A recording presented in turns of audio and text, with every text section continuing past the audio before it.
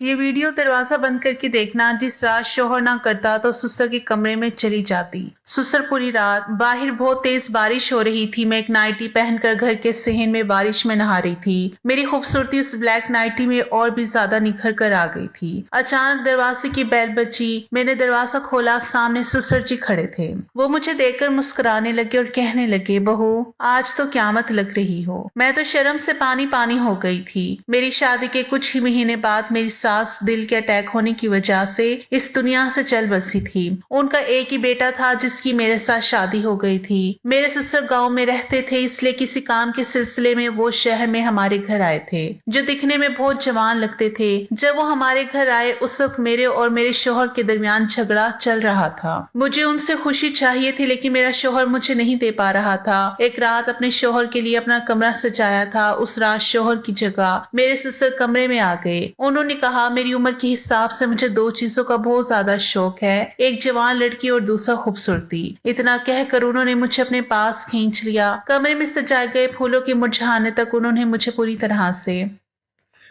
आज जब मैंने घर का दरवाजा खोला तो मेरे सामने मेरे शौहर नहीं बल्कि मेरे ससुर खड़े थे। उस वक्त मैं नाइटी में थी। मुझे उम्मीद थी कि दरवाजे पर मेरे शौहर होंगे, लेकिन सामने तो ससुर जी थे। उन्हें देखकर मैं बहुत शर्मिंदा हो गई, क्योंकि मुझे उम्मीद थी कि इस रूप में सबसे पहले मेरा शौहर मुझे देखे। लेकिन जो मैंने अपने शौहर के लिए किया था उसका मजा ससुर जी ले रहे थे। वो तो मुझे अलग ही नजरों से देख रहे थे। उन्हें देखकर मैं जल्दी से अपने कमरे की तरफ जाने लगी, लेकिन तभी उन्होंने मेरा हाथ पकड़ लिया। उन्होंने कहा, बहू रानी कहाँ जा रही हो? मुझे पानी नहीं दोगी क्या? उनके सामने इन छोटे कपड़ों में मुझे शर्म आ रही थी और इसलिए मैं कपड़े बदलने कमरे में जा रही थी। मैंने ससुर जी से कहा, आप बैठे, मैं भी आती हूँ। अपने कमरे में जाकर मैंने जल्दी से सूट पहना और बाहर आई। मैंने ससुर जी को चाय और पानी दिया। वो अभी भी मुझे उसी ही नजर से देख रहे थे। उन्होंने कहा, बहू आज क्या खास बात है? शायद मैं गलत वक्त पर आ गया हूँ। मैंने कहा, ऐसी कोई बात नहीं है ससुर जी। दरअसल बात यह है कि दरवाजे पर मुझे आपके बेटे का इंतजार था, लेकिन कोई बात नहीं, आप ही मेरे लिए काफी हैं। अब उन्होंने सब कुछ देख ही लिया था तो उन्हें घर की बातें बताने में कोई हर्ज नहीं था। मैंने उन्हें बताया कि आज मैंने आपके बेटे के लिए एक छोटा सा सरप्राइज रखा था। उनके काम की वजह से उन्हें वक्त नहीं मिल पाता। हम दोनों यहाँ अकेले हो रहते हुए भी एक दूसरे को ठीक से टाइम नहीं दे पाते हैं, इसलिए आज कुछ अलग करने के लिए मैंने उनके लिए सरप्राइज प्लान किया था। मियाँ बीवी के दरमियान प्यार बढ़ता रहे, इसलिए बीच बीच में कुछ सरप्राइज प्लान करना चाहिए। ये मैंने कल ही इंटरनेट पर देखा था और आज मैंने इसे आजमाने की कोशिश की, लेकिन देखो ना, तुम्हारा बेटा वक्त पर आया ही नहीं। मैं अपने ससुर जी से बात कर रही थी कि अचानक मेरा शौहर अली घर आ गया। उसे देखकर मुझे बहुत गुस्सा आया था। उसने मुझे पहले ही वादा किया था कि वो 2 घंटे पहले घर आ जाएगा, लेकिन वो 2 घंटे देर से घर आया था। अगर वो वक्त पर घर होता तो ससुर को दरवाजे से ही वापस भेज सकता था। घर आते ही ससुर को देखकर उसने उन्हें गले लगा लिया। उसने तो मेरी तरफ देखा भी नहीं था। देखता भी कैसे? उसे पता था मैं गुस्से में लाल हो गई थी। उन दोनों को अकेला छोड़कर मैं किचन में चली गई। उनकी बात तो मेरे कानों में पड़ी। तब मुझे समझ में आया कि ससुर 1 महीने के लिए हमारे घर में रुकने वाले थे। उन दोनों की बातें चल रही थी और मैं किचन में खाना बनाने लगी। रात को जल्दी खाना देकर मैंने जल्दी से किचन भी साफ किया और फिर अपने कमरे में चली गई। कमरे में जाते ही मुझे गुस्सा आ गया था, क्योंकि जो बेड मैंने प्यार के लिए सजाया था उस बिस्तर पर मेरा शौहर सो गया था। सजे हुए बिस्तर को देखकर क्या उसे इतना भी समझ नहीं आया कि मैंने बिस्तर क्यों सजाया है? उसे बीवी से ज्यादा नींद क्यों प्यारी थी? उस वक्त मैं गुस्से में बिल्कुल अपने कमरे में ना गई, बाहर हॉल में आकर बैठ गई। हॉल में बैठकर मैं खुद से ही बड़बड़ा रही थी और मुझे ससुर जी का भी ध्यान नहीं था। कुछ वक्त पहले ही ससुर जी मेरे बगल में आकर बैठ गए थे। उनकी तरफ मेरा ध्यान नहीं गया। जब ससुर जी ने मेरा हाथ पकड़ा तो मैं एकदम से चौंक गई थी, क्योंकि पहले ही मैं अपने ख्यालों में डूबी हुई थी। ससुर जी के अचानक आ जाने से मैं डर गई। मुझे इस तरह हैरान हुआ देखकर वो बोले, क्या हुआ? तुम यहाँ अकेली बैठकर क्यों बड़बड़ा रही हो? तो मैं उनका हाथ पकड़कर सीधा अपने कमरे की तरफ ले गई। वहां मैंने उन्हें अपना सजाया हुआ बिस्तर दिखाया। ससुर जी बोले, अरे तुमने बिस्तर बहुत अच्छी तरह सजाया है। शायद मुझे समझ नहीं आया कि मैं उन्हें क्या दिखाने जा रही थी। मैं गुस्से में उसी कमरे से बाहर आ गई। मैंने उनसे कहा, ससुर जी मैं आपको सिर्फ सजाया हुआ बिस्तर नहीं दिखा रही थी, आपको समझ में नहीं आया? तब ससुर जी बोले, तुम्हारे चेहरे से मुझे सब कुछ समझ में आ गया है। यकीनन तो वो बिस्तर तुमने अली के साथ प्यार भरे लम्हे गुजारने के लिए सजाया होगा, लेकिन अली अब वहाँ जोर जोर से खराटे मार रहा है। ससुर जी बोले, सच में तुम्हारी पसंद गलत निकली। अली बिल्कुल भी रोमांटिक नहीं है। शायद उसे तुम्हारी ख्वाहिश की कदर नहीं है। तुम्हारी जैसी लड़की को मेरे जैसा शौहर शौहर चाहिए था, लेकिन देखो किस्मत का खेल, अली का नसीब अच्छा है, उसे तुम्हारी जैसी खूबसूरत और रोमांटिक लड़की मिली है। सुसर जी ने मेरी खूबसूरती की तारीफ की। ये सुनकर मैं पल भर के लिए अपना सारा गुस्सा भूल गई। मेरे चेहरे पर मुस्कुराहट आ गई। कई महीनों से मैंने अली के मुंह से अपनी तारीफ के बारे में एक लफ्ज भी नहीं सुना था। पता नहीं उसे क्या हो गया था। आदमी को काम में मसरूफ रहना चाहिए, लेकिन काम के अलावा भी घर में बीवी होती है। उसे ये ध्यान रखना चाहिए कि उसका खुद का खानदान भी है। बात करते करते मैंने सुसर जी के साथ बहुत बातें कर ली थी। तब सुसर जी ने मेरे कंधे पर हाथ रखा। उन्होंने कहा कि तुम फिक्र मत करो, अब मैं हूं ना, तुम जो भी चाहती हो वो मुझसे शेयर कर सकती हो। मैं तुम्हारे लिए वक्त निकालूंगा, मैं अली को भी समझा दूंगा। सुसर जी से बात करके मुझे बहुत अच्छा लगा। मेरा मन हल्का हो गया तो मैं अपने कमरे में चली गई। अब मैं दूसरी तरफ आकर सो गई थी। अगले रोज की तरह अली अपने काम पर निकल गया था। सुसर जी अभी भी घर पर ही थे। उन्होंने कहा कि उन्हें दोपहर 2 बजे बाहर जाना है। सुसर जी 50 साल के थे, लेकिन ये माना पड़ेगा कि वो बहुत हैंडसम थे। उन्होंने अपने जिस्म को भी एकदम फिट रखा था। उस दिन सुसर जी नहाकर बाहर आए। वो अकेला तौलिया लपेटे हुए बाहर आए थे। उन्हें देखकर मैं शर्मा गई। वो मेरे सामने बिना शर्ट के खड़े थे। वो सिर्फ तौलिया लपेट कर सीधा किचन में आ गए थे। उन्हें ऐसा देखकर मैंने अपनी आंखें बंद कर ली। मुझे शर्माता हुआ देखकर वो वहां से चले गए। कुछ देर बाद वो पूरे कपड़े पहन कर आए। कल जब वो घर आए थे तो थोड़ी देर में मुझे उनसे मोहब्बत हो गई थी, लेकिन अब वो मेरे साथ घर में थे तो मुझे घर भरा हुआ लग रहा था। ऐसा लग रहा था कि कोई अपना मेरे आस पास है। उस दिन सुसर जी ने बाहर जाने से पहले मुझे एक आइडिया दिया। उन्होंने मुझे कैंडल लाइट डिनर का आइडिया बताया। वो बोले, बहू कल मैंने तुम्हारा प्लान खराब कर दिया था। आज रात में थोड़ी देर से घर आऊंगा। अगर जरूरी हुआ तो मैं बाहर ही खाना खा लूंगा। तुम अपने शोहर के साथ वक्त गुजार सकती हो। मैं तुम दोनों को तंग नहीं करूंगा। उसी वक्त मैंने अली को फोन किया। शायद वो काम में बिजी था क्योंकि उसने मेरा फोन नहीं उठाया। मैंने उसे एक मैसेज किया। मैसेज देखकर मुझे लगा कि वो जल्दी घर आ जाएगा, इसलिए मैंने शाम को अच्छी तैयारी की थी। शाम तो हो गई, लेकिन अली ने पूरे दिन मेरी कोई कॉल नहीं उठाई। उसने मेरे मैसेज का जवाब सिर्फ ओके में दिया था। उससे मुझे समझ में आ गया था कि आज वो जल्दी घर आ जाएंगे। जल्दी घर आए ये देखकर मैं खुश हो गई कि वो मेरे लिए जल्दी आए हैं, लेकिन आते ही अली मुझे थोड़ा थका हुआ लग रहा था। मैंने उसके साथ डिनर किया क्योंकि वो पहले ही मुझे थका हुआ लग रहा था, और वैसे भी वो मेरा ही शौहर है। उनसे जबरदस्ती करना, किसी भी चीज की जल्दबाजी करने की कोई जरूरत नहीं थी। आज का दिन अली के साथ वक्त गुजारने का आखिरी दिन नहीं था, इसलिए उसे थका हुआ देखकर मैंने उसे कुछ नहीं कहा। मैंने उसे आराम से कमरे में सोने दिया। उसके सो जाने के बाद मैं किचन साफ कर रही थी। मुझे इतनी जल्दी नींद नहीं आ रही थी। किचन का काम निपटाने के बाद मैं हॉल में बैठकर टीवी देख रही थी। रात के 12 बजने वाले थे। सुसर जी अभी घर नहीं आए थे।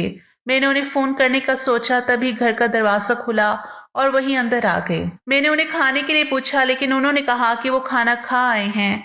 2 मिनट मुझसे बात करके वो अपने कमरे में चले गए। उसके बाद भी मैं अपने कमरे में जाकर सो गई। ऐसे ही दिन गुजरने लगे। खैर, वो सुबह से काम में मेरी मदद करते थे। जिस तरह से वो मेरी मदद करते थे वैसी ही मदद मेरे शौहर ने कभी नहीं की थी। सुसर जी के साथ दोबारा जो भी लड़की शादी करेगी वो बहुत किस्मत वाली होगी। ऐसा कहने में कोई हर्ज नहीं था कि जब से मैंने अली से शादी की थी मेरी सास को मेरे सुसर के साथ बहुत ज्यादा खुश होते हुए पाया था।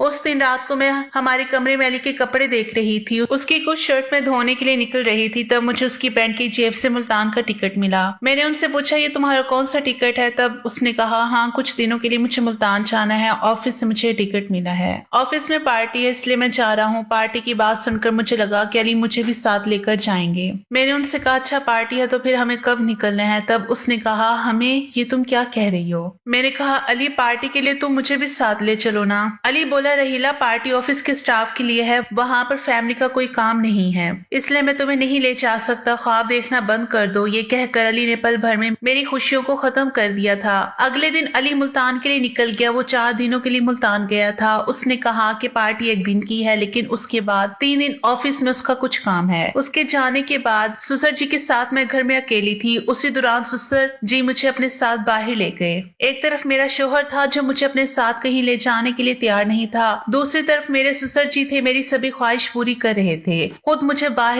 ले गए थे। वो मुझे इस तरह से अपने साथ घुमा रहे थे जैसे मैं उनकी बीवी हूँ। वो मुझे छोटी छोटी चीजों में खुशी दे रहे थे। पार्टी से घर आते वक्त मैंने उनसे पूछा, सुसर जी आप मुझे अपने साथ क्यों ले गए थे? वो तो आपकी पार्टी थी ना। तब सुसर जी ने कहा, बहू ऐसा कुछ नहीं है, तुम ना बहुत भोली हो। वो पार्टी सिर्फ स्टाफ के लिए नहीं होती, असल में हमें अपने खानदान को भी साथ ले जाना चाहिए। पार्टी में आने से पहले बताया जाता है कि खानदान के अफराद के लिए भी तो पार्टी होती है। सुसर जी ने मेरे सवाल का जवाब बहुत अच्छे से समझा दिया था। उस रात घर जाकर जब मैं अपने कमरे में कपड़े बदल रही थी तो मेरी ड्रेस का पीछे का हुक नहीं खुल रहा था। अली भी घर पर नहीं था। मुझे समझ नहीं आ रहा था कि किससे मदद लूं। मैं खुद कोशिश करने लगी, तब अचानक सुसर जी मेरे कमरे में आ गए। मुझे इस तरह परेशान देखकर वो मेरे पास आए, बोले, राहीला मैं अपना मसला लेकर यहाँ आया था, लेकिन तुम यहाँ खुद मुश्किल में हो। खैर मैंने उनसे मदद नहीं मांगी थी, फिर भी उन्होंने आगे आकर हुक खोल दिया। उसके बाद वो कमरे से बाहर चले गए। थोड़ी देर बाद मैं कपड़े बदल कर बाहर आ गई। मैंने उनसे पूछा, सुसर जी बताएं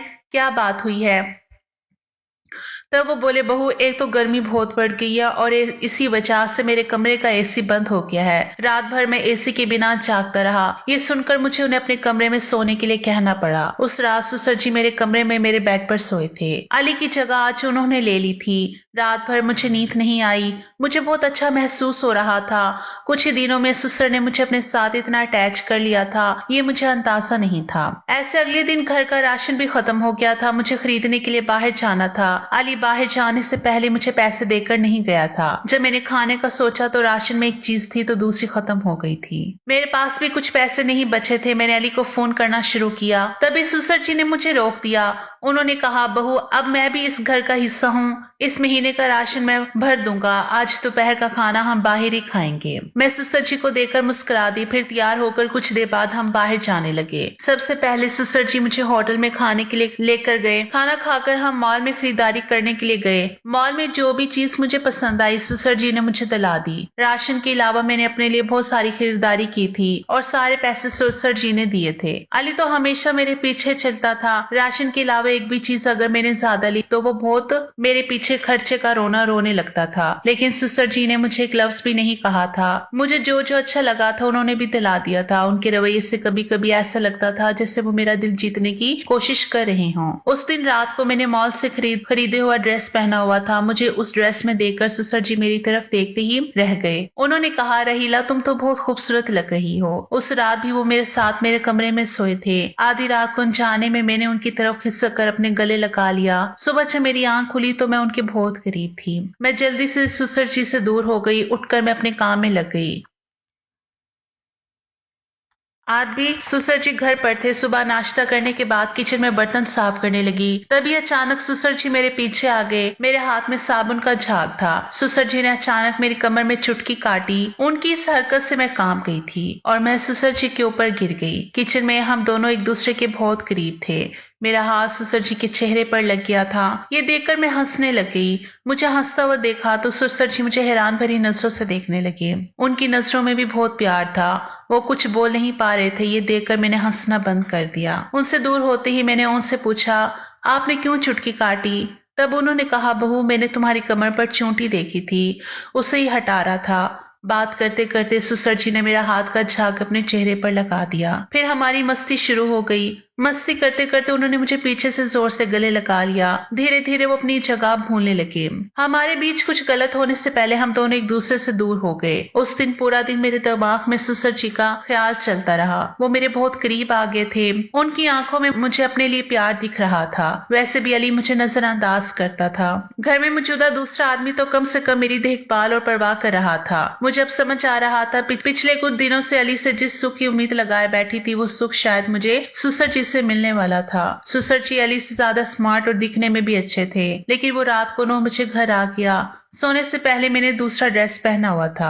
अली ने वो ड्रेस मेरे ऊपर देखा, फौरन मुझसे पूछा, 4 दिन में ये ड्रेस कहाँ से आई? मैंने उसे ये नहीं बताया कि वो सूट सुसर जी ने मुझे दिलाया है। मैंने कहा मेरे पास थोड़े पैसे थे, उनसे मैंने ड्रेस खरीद लिया। अली मुझे गुस्से भरी नजरों से देखने लगा, लेकिन अब मुझे उसकी नजरों की और उसकी जरा भी परवाह नहीं थी, क्योंकि जिस शोहर को अपनी बीवी की परवाह नहीं है उस आदमी के बारे में सोचकर क्या कर सकती हूँ। मेरे वालिदैन मुझे फूल की तरह संभाल कर रखते थे। अब इस फूल की खुशबू, इसकी देखभाल करने वाले माली के आसपास देखनी चाहिए। ये मुझे समझ अच्छी तरह से आ गया था। अगले दिन अली और सुसर जी अपने अपने काम पर चले गए। आज भी किचन में मैं काम करते वक्त मेरे दिमाग में सुसर जी का ख्याल आ रहा था कि सुसर जी के पास जाकर मैं अली को धोखा दूंगी। ऐसा मुझे लग रहा था। उस वक्त मैंने दोनों को मैसेज भेजा कि मेरी तबीयत बहुत ज्यादा खराब हो गई है। मैंने घर का दरवाजा खुला छोड़ दिया और मैं अपने कमरे में चली गई। मैसेज भेजने के 20 मिनट बाद सुसर जी आके घर में आते ही वो मेरे कमरे में आए। मेरे पास आकर वो मेरी हालत चेक करने लगे। उनके चेहरे पर मेरे लिए फिक्र साफ दिखाई दे रही थी। वो मुझे चेक कर रहे थे। सुसर जी बोले, बहू तुम क्या मजाक कर रही हो? तुम्हें क्या हुआ है? मुझे ठीक से बताओ, ये मजाक करने का वक्त नहीं है। तब मैंने सुसर जी का हाथ पकड़ा और उन्हें अपने पास बिठा लिया। मैंने उनसे कहा, मुझे कुछ भी नहीं हुआ है, बिल्कुल ठीक हूँ। मैं तो एक छोटा सा इम्तिहान ले रही। मैं तुम्हारे और अली के प्यार का इंतजार देख रही थी। मेरे इस इम्तिहान में आज तुम पास हो गए। सुसर जी ने मेरी बात समझ ली थी। धीरे धीरे हम दोनों एक दूसरे के करीब आने लगे। उनके इतना करीब थे कि कुछ ही वक्त में हम प्यार करने वाले थे। लेकिन तभी अली कमरे में आ गया। हमें साथ देखकर उसकी आंखें फटी की फटी रह गई। उसने मेरे पास आकर वाली जी को मुझसे दूर धकेल दिया। उसने मुझसे कहा, यह सब क्या चल रहा है? रहीला, तुम अपने ससुर के साथ ये सब कैसे कर सकती हो? तुम एक बार भी मेरा ख्याल नहीं आया? हाँ, नहीं आया मुझे तुम्हारा ख्याल। तुम अपनी उस आयशा की वजह से ना आते थे मेरे पास, इसलिए मैंने जानबूझकर तुम्हें मेरी और ससुर का एक साथ फोटो भेजा। मैंने तुम्हें भेजे हुए मैसेज में भी जानबूझकर लिखा था कि मैं उनके साथ रिश्ता बना रही हूँ। वैसे भी तुम शक करने में बहुत माहिर हो, लेकिन शक तभी करना चाहिए जब आपको खुद का यकीन साफ हो। मेरी नजर से पीछे तुम जो कर रहे हो वो सही है, तो मेरा और ससुर जी का रिश्ता भी गलत नहीं लगता। रहीला, कुछ भी बकवास मत करो। कौन सी आयशा? अली का नाटक शुरू हो गया था। उसका सारा सच पहले से ही पता लग गया था, लेकिन मैं उसके प्यार के लिए सब्र कर रही थी और इस घर में रुकी हुई थी। मैंने उससे कहा कि अली, तुम और कितना झूठ बोलोगे? ऑफिस का काम और मीटिंग बताकर उस लड़की को बाहर शहर ले जाकर तुम उसके साथ वक्त गुजारते हो, उस पर कितना पैसा खर्च करते हो। तुम्हारी सच्चाई जानते हुए भी मैं तुम्हारे घर में रुकी हुई थी। तुम्हें खुश करने के लिए कभी कमरा सजाती तो कभी कैंडल लाइट डिनर तो कभी कुछ करती थी।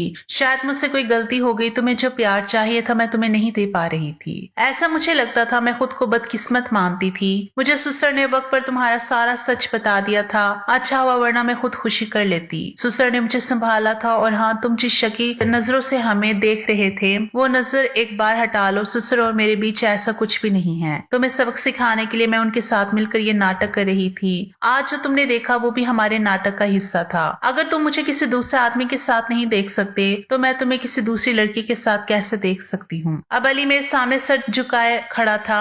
अली को उसकी गलती भी समझ आ गई थी। उसे अपनी गलती का एहसास हो गया था। उसने मुझे जाने से रोक लिया। उसने मुझसे माफी मांगी और वादा किया कि आज के बाद वो किसी दूसरी लड़की के पीछे नहीं जाएगा। वो मेरे साथ वफादार रहेगा। ससुर ने मेरी मदद की, उसके लिए मैं उनकी शुक्रगुजार हूँ। आज ससुर जी की मदद से मैं अपने शोहर को बचा सकी थी। आजकल हर दूसरा तीसरा मर्द दूसरी लड़की की मोहब्बत में फंसा हुआ है, जिसकी वजह से अपना खानदान संभाल नहीं सकते। इसी तरह गलत फहमियों पर जाने से घर टूट जाते हैं। खुदारा मेरी आप तमाम दोस्तों से गुजारिश है कि अपनी बीवी को अपने शोहर को धोखा ना दें और ना अपनी और ना ही किसी और की जिंदगी को तबाह करें। शोहर बीवी अपनी जरूरतें पूरी करेंगे तो ऐसे रोज बरोज बढ़ते हुए मामलात की वजह से तलाक के मामले भी बढ़ते जा रहे हैं। ऐसे में अगर गलत फहमी और गलत कार्यों को बंद करके अपने खानदान के साथ अच्छा ताल्लुकात ना बनाया जा सके तो बर्बादी के सिवा कुछ हासिल नहीं होता। क्योंकि शोहर चाहे कितना भी गलत रास्ते पर चला जाए, एक बीवी ही है जो उसकी सलाह कर सकती है। इस बारे में आपका क्या ख्याल है? इस कहानी पर हमें कमेंट में जरूर बताइएगा।